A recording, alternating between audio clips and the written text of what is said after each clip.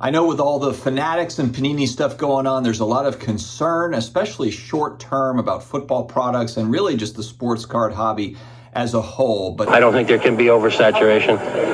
They're only going to buy what they want. And eventually, when that point will come, and the manufacturers I think they pretty much got their finger on the pulse of the industry. They know where to stop. Individual typesets, the Topps seems to be coming out with more and more and more, and it just, in that aspect, like Topps seems to be overdoing it with a lot of extra sets. The other companies aren't doing the same type of thing. Your Kmart, they're reasonably priced, so the cheaper people who can afford not to spend as much as other people will go and collect those, and they are nice cards for the price you pay.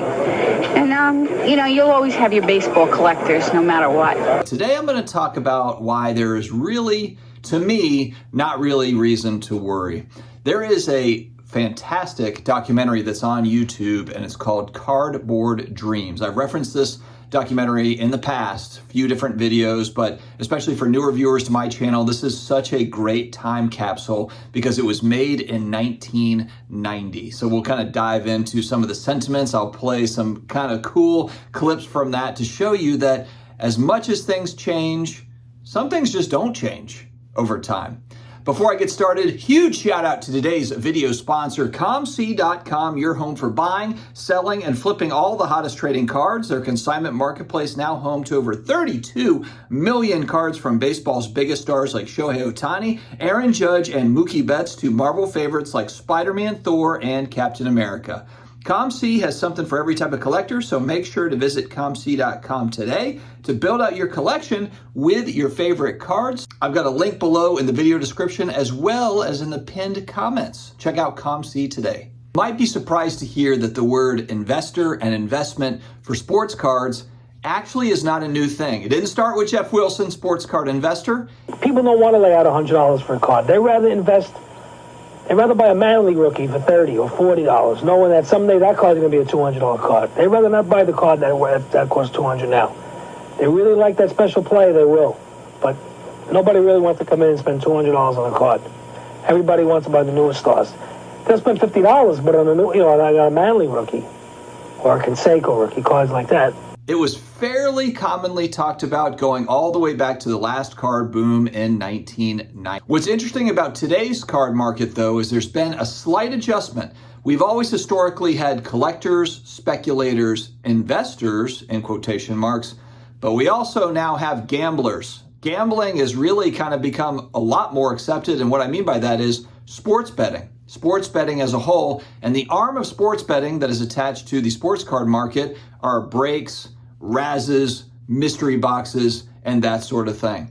And it's taken an interesting kind of turn because, and like I said, sports betting, if you go back 30 years to 1990, that was not something that was legal outside of a couple of states, New Jersey and Nevada. And now I think it's legal in 20 states, and it looks to be more and more accepted. Look at DraftKings and some of these huge companies that take part in daily fantasy football and sports betting.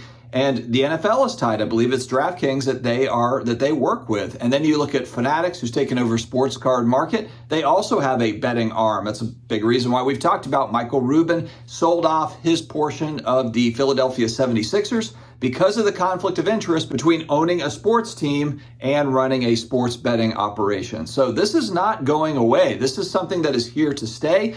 And whether that's good or bad or whatever, everyone's going to have their own opinion. For me, I think that, sports betting is a very slippery slope. It can be tricky. And I've got friends that are really active in it, that really enjoy it. It's always one of those things is spend within your means. Same goes for cards. I mean, now new product for cards has gotten way more expensive than what it was going back 5 years. So everybody has to watch it. But at the same time, it's never been more popular. We've had kind of this weird up and down economy where people don't really know what's coming tomorrow. We've had interest rate hikes for the last, 15 months, 16 months? Maybe we're finally getting to the end of it, but it has been a consistent ride up for interest rates. Look at how much mortgages cost these days. People, though, enjoying the hobby. Maybe they're taking less money for travel and other things, or Starbucks, and they're putting it into cards. The hobby is an amazing place.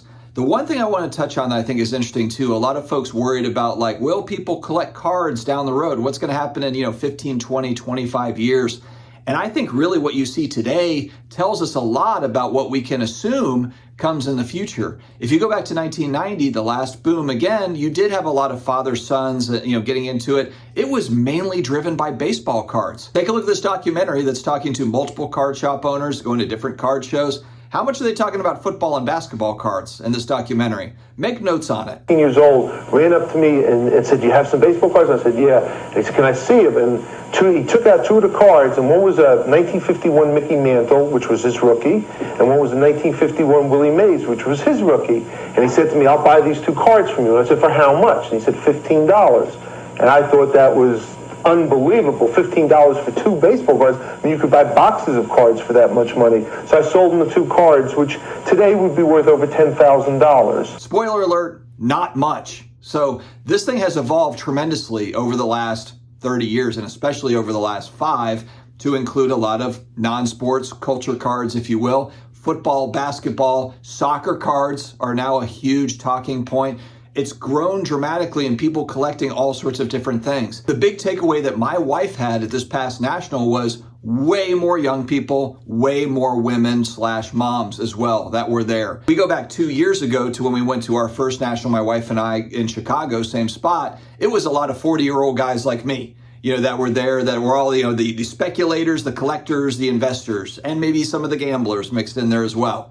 And so now, though, it has really trickled down to the youth. It was very apparent at this last national, and you see it all over the place. If you look at whether it be YouTube or IG, a lot of these card shops, I know Burbank does kids trades nights, and there's a lot of focus on that next generation. But guys, if I look back at, the time frame that it took for me to build out this nostalgic time in my life, this great time, it's not that long.